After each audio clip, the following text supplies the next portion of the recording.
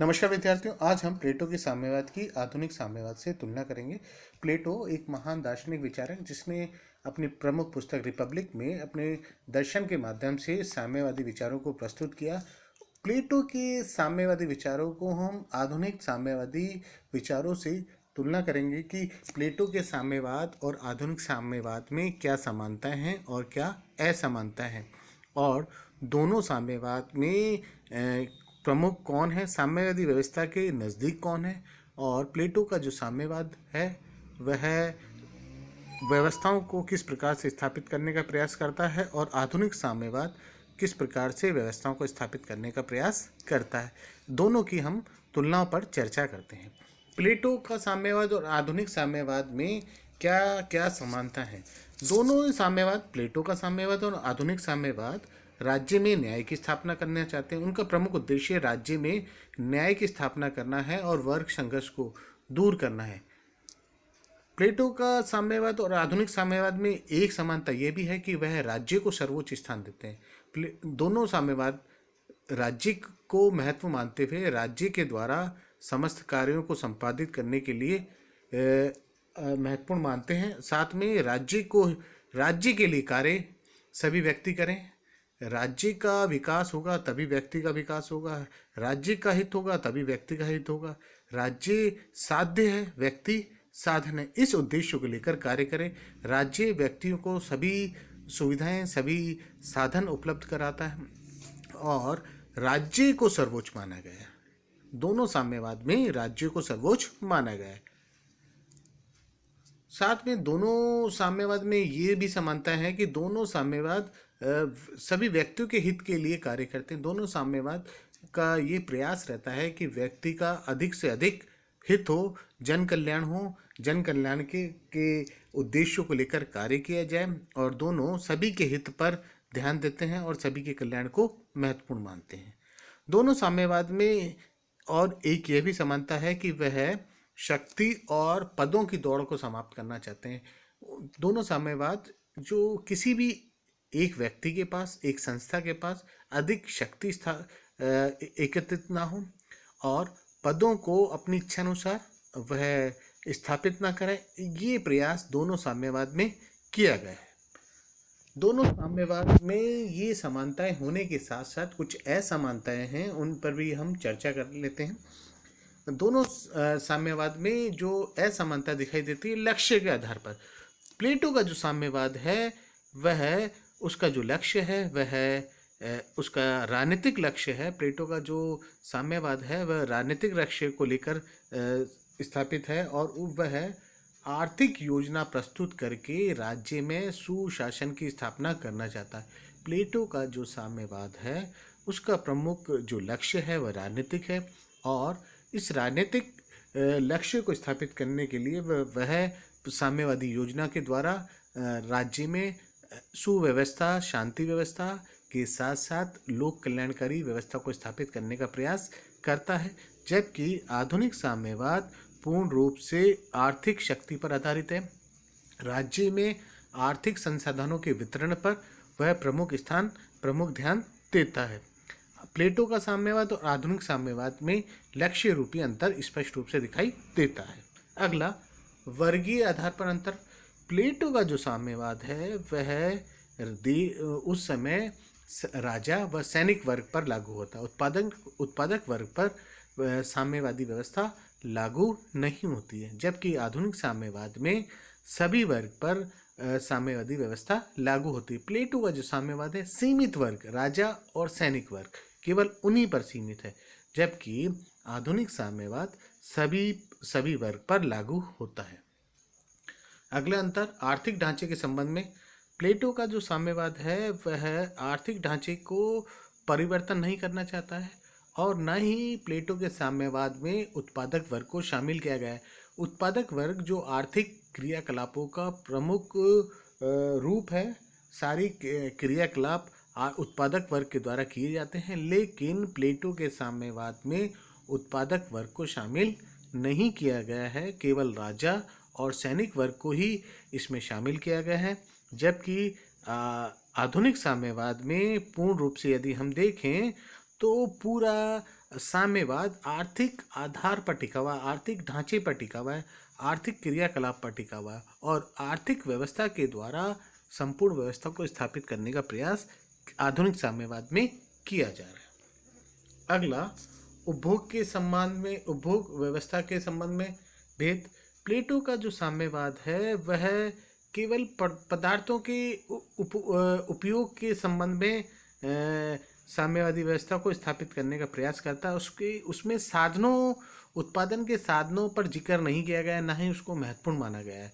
जबकि आधुनिक साम्यवाद में पदार्थ के साथ साथ उसके जो साधन हैं उन पर भी महत्वपूर्ण व्यवस्था स्थापित की गई है और उसको महत्वपूर्ण माना गया है। प्लेटो का जो साम्यवाद है केवल राजा व सैनिक वर्ग पर और सैनिक वर्ग के साथ साथ वह संपत्ति, साथ में भोजन, वस्त्र, निवास, परिवार आदि को महत्वपूर्ण मानता है। और ये जो प्लेटो का साम्यवाद है वह केवल इन तत्वों को के आधार पर साम्यवादी व्यवस्था को स्थापित करने का प्रयास करता है। जबकि आधुनिक साम्यवाद उत्पादक वर्ग के साथ साथ वितरण के साधनों पर भी महत्वपूर्ण मानता है, साथ में इसके न्याय उचित वितरण को महत्वपूर्ण मानते हुए साम्यवादी व्यवस्था स्थापित करने का प्रयास करता है। एक और अंतर राजनीतिक और आर्थिक शक्तियों के एकीकरण के संबंध में। प्लेटो का जो साम्यवाद है राजनीतिक और आर्थिक शक्ति को एकीकरण के रूप में स्थापित करने के लिए विरोध करता है। प्लेटो का मानना है यदि आर्थिक शक्ति और राजनीतिक शक्ति एक हो जाएगी तो निश्चित रूप से राज्य में अव्यवस्था स्थापित होगी, जन कल्याण नहीं होंगे और जनता का नुकसान होगा। जनता में अव्यवस्था, अशांति की व्यवस्था स्थापित होगी और जनता के लिए दुखदायी होगा। जबकि आधुनिक साम्यवाद राजनीतिक और आर्थिक शक्ति के एकीकरण को महत्वपूर्ण मानता है। प्लेटो के साम्यवाद के अंतर्गत आर्थिक और राजनीतिक शक्ति के एकीकरण का विरोध किया गया है। यदि प्लेटो का मानना है यदि इन दोनों शक्तियों का एकीकरण होगा तो निश्चित रूप से राज्य में अव्यवस्था स्थापित होगी। अगला, आधारभूत स्वरूप के संबंध में अंतर। प्लेटो का जो साम्यवाद है वह आधारभूत स्वरूप के आधार पर भी आधुनिक साम्यवाद से अंतर दिखाई देता है। प्लेटो का मानना है कि जो प्लेटो का साम्यवाद है वह आध्यात्मिकता से अधिक जुड़ा हुआ है और इसमें केवल अभिभावक वर्ग को शामिल किया गया है और अभिभावक वर्ग की संपत्ति को नियंत्रित करने का प्रयास किया गया है। जबकि आधुनिक साम्यवाद में उत्पादन और वितरण के साधनों को महत्वपूर्ण मानते हुए उन व्यवस्थाओं को स्थापित करने का प्रयास किया गया है। संपूर्ण व्यवस्था साम्यवादी आधुनिक तौर पर आर्थिक व्यवस्था को केंद्रित करती है। पारिवारिक साम्यवाद के संबंध में अंतर। प्लेटो का साम्यवाद और आधुनिक साम्यवाद में एक अंतर ये भी दिखाई देता है कि प्लेटो के साम्यवाद में परिवार संबंधी साम्यवाद को महत्वपूर्ण माना है। प्लेटो का मानना है कि आदर्श राज्य में पारिवारिक साम्यवाद की स्थापना से आदर्शवादी राज्य को स्थापित किया जाएगा। राज्य में एकता स्थापित होगी, राज्य लोक कल्याण के कार्य करेगा, राज्य में सुशासन की स्थापना होगी, राज्य का अधिक से अधिक प्रयास होगा, वो जन कल्याण के लिए कार्य करेगा, शासन शांतिपूर्ण रूप से सुव्यवस्थित रूप से कार्य करेगी और अधिक से अधिक जन कल्याण होगा पारिवारिक साम्यवाद से। जबकि आधुनिक साम्यवाद में पारिवारिक साम्यवाद की का ना तो कोई स्थान है, ना इस प्रकार की कोई विचार या व्यवस्था है जिसमें पारिवारिक साम्यवादी व्यवस्था दिखाई दे। अगला अंतर नगर राज्यों और अंतर्राष्ट्रीय का भेद। प्लेटो का जो साम्यवाद है उस समय की व्यवस्थाओं, उस समय के दर्शन, उस समय की परिस्थिति के आधार से उस समय जो स्थापित नगर राज्यों तक ही सीमित रहता है। वर्तमान समय में प्लेटो के साम्यवादी व्यवस्था को यदि स्थापित करें संपत्ति संबंधी और परिवार संबंधी साम्यवाद को तो निश्चित तौर पर इन विचारों को लागू करना, स्थापित करना उचित नहीं होगा। जबकि आधुनिक साम्यवाद वर्तमान समय में अंतर्राष्ट्रीयता लिए हुए हैं। विभिन्न राज्यों में ये आधुनिक साम्यवाद दिखाई देता है और कई जगह बहुत ही महत्वपूर्ण रूप से कार्य भी कर रहा है। लेकिन प्लेटो के दर्शन को, प्लेटो के साम्यवादी विचारों को वर्तमान स्वरूप में अपनाना, वर्तमान व्यवस्था के रूप में अपनाना संभव नहीं है। आधुनिक साम्यवाद अत्यंत महत्वपूर्ण व उपयुक्त दिखाई देता है। दोनों साम्यवादी व्यवस्थाओं को हमने यहाँ चर्चा की, विचार किया। लेकिन प्लेटो के जो साम्यवादी विचार हैं निश्चित तौर पर दर्शन को अधिक लिए हुए हैं। दार्शनिक व्यवस्थाओं को लेते हुए, महत्वपूर्ण मानते हुए प्लेटो ने अपने विचार प्रस्तुत किए। और ये जो प्लेटो के विचार हैं उस समय की तात्कालिक परिस्थितियों, व्यवस्थाओं को ध्यान में रखकर प्लेटो ने अपने विचार, अपने दर्शनों के माध्यम से साम्यवादी व्यवस्था को स्थापित करने का प्रयास किया। प्लेटो का मानना है आदर्शवादी राज्य में परिवार और संपत्ति संबंधी साम्यवादी व्यवस्था को अपनाने से राज्य आदर्श राज्य के लक्ष्य को प्राप्त कर सकेगा।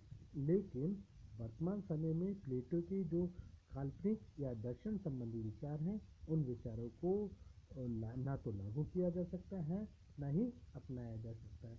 अतः प्लेटो के जो विचार हैं उस समय की तात्कालिक परिस्थितियों, व्यवस्थाओं और परिस्थितियों को ध्यान में रख के प्लेटो ने अपने दर्शन के माध्यम से जो विचार प्रस्तुत किए वह विचार अत्यंत महत्वपूर्ण हैं। लेकिन वर्तमान समय में इन विचारों को व्यवस्थित करना, लागू करना संभव नहीं है। धन्यवाद।